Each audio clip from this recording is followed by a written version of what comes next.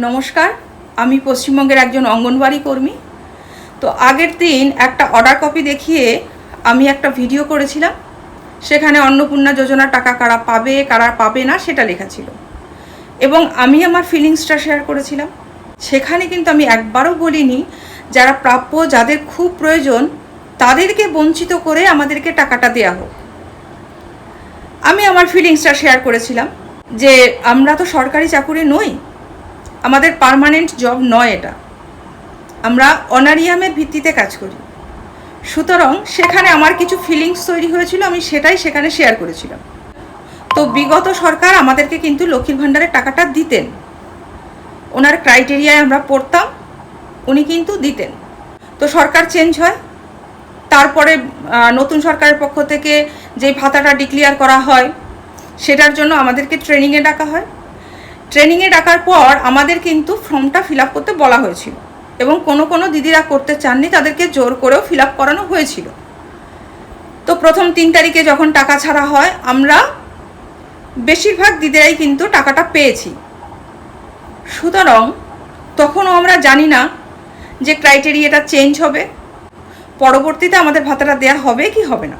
ক্রাইটেরিয়াটা change হওয়ার পরে তো স্বাভাবিকভাবেই, যেহেতু প্রথমবারের টাকাটা আমরা পেয়েছি, একটা ফিলিংস তৈরি হয়েছিল, সেটাই জাস্ট ওখানে শেয়ার করেছি।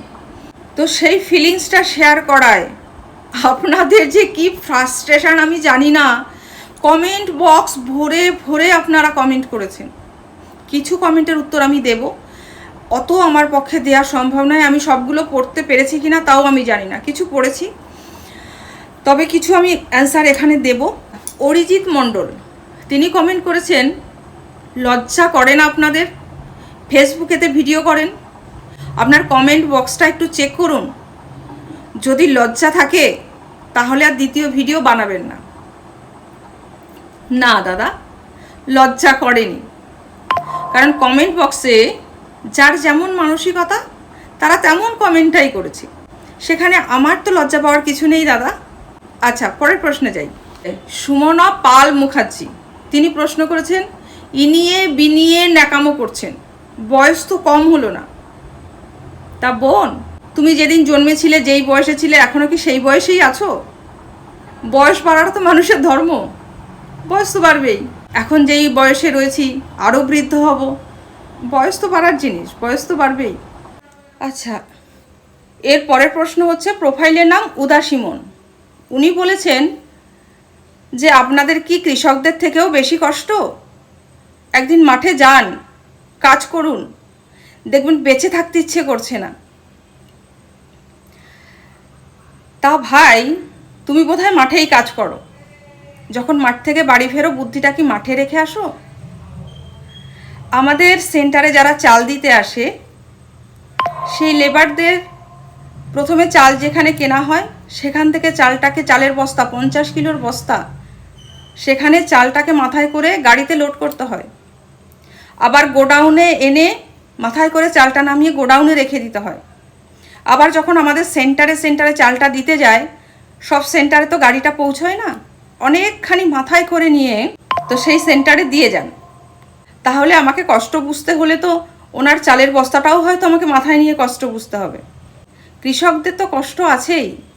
আমি তো চাষি বাড়িরই মেয়ে, আমি জানি কৃষকদের কষ্ট। ওনারা তো পরিস্থিতির শিকার। ওনারা চাষ করে ঠিকঠাক ফসলের মূল্যটুকুও পান না। ওনাদের চিৎকার করে বলার জায়গা নেই যে আমাদের ফসলের দাম বাড়ানো হোক। কিন্তু আপনি আপনার ছেলেমেয়েকে বলেন না যে বাবা, এটা অনেক কষ্টের কাজ, এটার থেকে তুই যদি বেঁচে ভালো থাকতে চাস তাহলে বেটার কিছু একটা কর।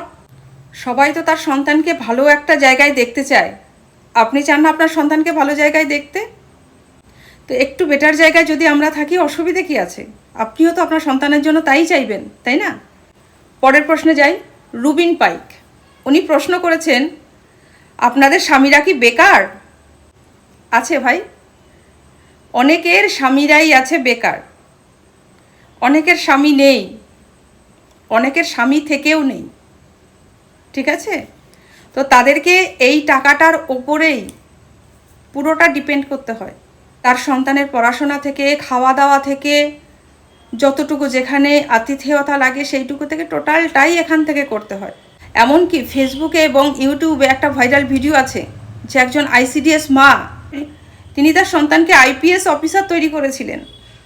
আশা করি আপনার প্রশ্নের উত্তরটা পেয়েছেন।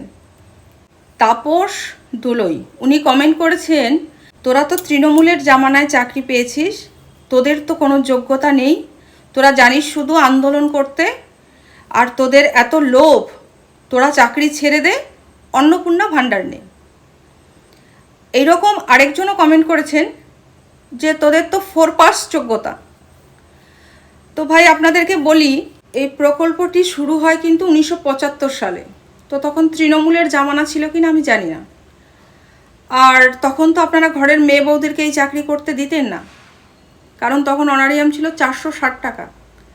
460 টাকা আপনারা ঘরের মেয়ে বউদেরকে এই কাজ করতে ছাড়েননি। আপনারা বলতেন যে তার থেকে ঘরে বসে সুতো পাকাও, বরং ওর থেকে বেশি টাকা হবে।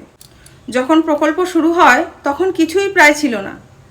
কারুর বাড়িতে, কারুর গাছতলায় এই প্রকল্পটি চালু করা হতো এবং সেটার মেন উদ্দেশ্য ছিল শিশুদেরকে পরিপূরক পুষ্টি প্রদান করা। তো সেই সময় কিন্তু আপনারা এই কাজটিকে কেউ মূল্য দেননি। আজ হঠাৎ করে 5,000 টাকা বেড়ে গেছে বলে এখন আপনারা বলছেন 5,000 টাকার চাকরিটা তুই ছেড়ে দে, অন্নপূর্ণা নে, আমাদের ঘরের মেয়ে বউরা করুক। খুব ভালো বিচার।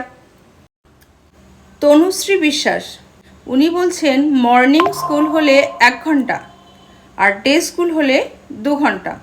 কি মজা, তাই না? সবচেয়ে ফাঁকিবাজ। এই কমেন্টার আমি অ্যান্সার দেওয়ার প্রয়োজন মনে করলাম না। যাই হোক, পরের কমেন্টে যাই। বিপ্লব মণ্ডল উনি বলেছেন, আপনাদের ঝাড়াই বাছাই করা দরকার, সরকারের কাছে আবেদন করতে হবে। শুভস্য শীঘ্রম, শুভ কাজে দেরি করা ঠিক নয়, অবশ্যই আবেদন করুন, গুরু দায়িত্ব আপনার মাথায়। আচ্ছা, সুভাষ দাস উনি লিখেছেন, আমার মতে 5,000 টাকাটা সরকারের একবারে বাড়ানোর দরকার ছিল না, 1,000 টাকা বাড়াতে পারতো, অন্নপূর্ণা ভাণ্ডারের টাকা এদেরকে দিতে পারতো, তাতে সরকারের লাভ হতো। তো আপনার এই মূল্যবান মতামত আপনি সরকার গঠনের সময় দেবেন। দীপক কুমার দাস, একসাথে 2টো ভাতা পেতে লজ্জা করে না? অন্নপূর্ণা ভাণ্ডার কারোর ব্যক্তিগত সম্পত্তি নয়, চাইলেই দেয়া যাবে না। আমি বুঝলাম না কে আপনার কাছে চেয়েছে। যাই হোক, আপনি হয়তো ভেবেছেন, আপনি কি ভেবে বলেছেন আমি বুঝতে পারিনি। তো লাস্টেই একটাই কথা বলি, আপনাদের জীবনে যত ফ্রাস্ট্রেশন আছে সব কিছুর কারণ কি অঙ্গনওয়াড়ি আর আশাকর্মী দিদিরা? ওনাদের কমেন্ট বক্স পেলেই আপনারা একেবারে এইভাবে হামলে পড়েন। দেশে কিন্তু আরও অনেক সমস্যা আছে, যেগুলো নিয়ে যদি ঝাঁপিয়ে পড়েন এখনও, আমাদের রাজ্য, আমাদের দেশ অনেক বেশি উন্নতিতে যাবে। শুধুমাত্র আশা অঙ্গনওয়াড়ি ওয়ার্কারদের পেছনে পড়ে থাকবেন না। ওনাদের ডিপার্টমেন্ট, ওনাদের যদি বসিয়ে বসিয়ে মাইনে দেয়, আপনাদের তো সমস্যা হওয়ার কথা নয়। ডিপার্টমেন্ট বুঝবে, এবং সেখানে সিডিপিও, সুপারভাইজার রয়েছে, তারা ভারপ্রাপ্ত, তারা বুঝবেন যে আদৌ কর্মীরা কাজ করছে না পুরোটাই ফাঁকি দিয়ে মাইনে তুলছে। আপনারা বরং সময় পেলেই কমেন্ট বক্সে এতটা সময় নষ্ট না করে বাড়ির ম্যাডামদের একটু সাহায্য করুন। ওনারা সারাদিন প্রচুর কাজ করেন, ওনাদেরকে একটু সাহায্য করলে সংসারের শান্তিটা বজায় থাকবে।